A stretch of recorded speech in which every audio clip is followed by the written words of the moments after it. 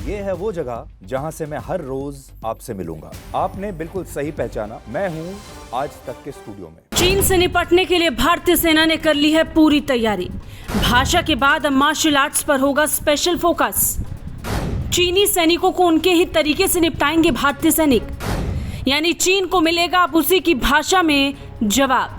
पूर्वी लद्दाख में सीमा पर लंबे समय से जारी विवाद को देखते हुए भारतीय सेना ने करीब 3400 किलोमीटर लंबी वास्तविक नियंत्रण रेखा यानी LAC के पास सतर्कता बढ़ाने की हर मुमकिन नीति को अपनाना शुरू कर दिया है।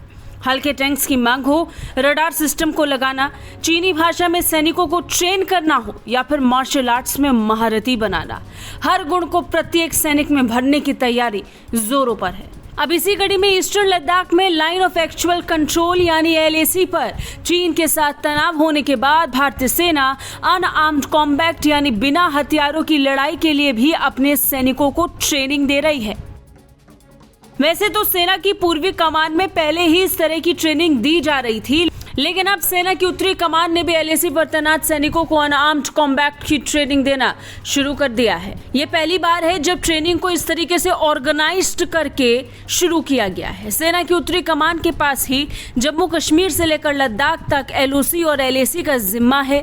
LAC पर चीनी सैनिकों से निपटने के लिए भारतीय सैनिकों को इजरायली मार्शल आर्ट कर्व मागा की ट्रेनिंग दी जा रही है। जानकारी के मुताबिक पहले जहां LAC पर चीनी सैनिकों के साथ फेस ऑफ की स्थिति में धक्का मुक्की और गुत्तम गुत्ता जैसी स्थिति बन जाती थी और लड़ाई का रूप ये ले लिया करती थी, भारतीय सैनिक इसके लिए हमेशा तैयार रहते थे। वहीं अब उन्हें मार्शल आर्ट्स भी सिखाया जाएगा। खासकर गलवान में चीनी सैनिकों के साथ हुई खूनी झड़प के बाद इसकी ज्यादा जरूरत महसूस हुई, यानी टेक्निक्स के साथ चीन के सैनिकों को जवाब दिया जाएगा जिसका चीन के पास खुद कोई जवाब नहीं होगा।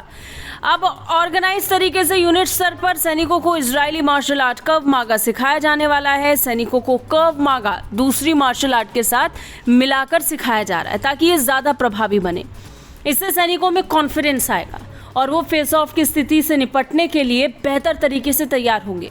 अभी कोर बैटल स्कूल की ट्रेनिंग में कोई बड़ा बदलाव तो नहीं हुआ है, लेकिन थ्रेट बेस्ड ट्रेनिंग यानी खतरों के हिसाब से ट्रेनिंग धीरे धीरे बदल रही है।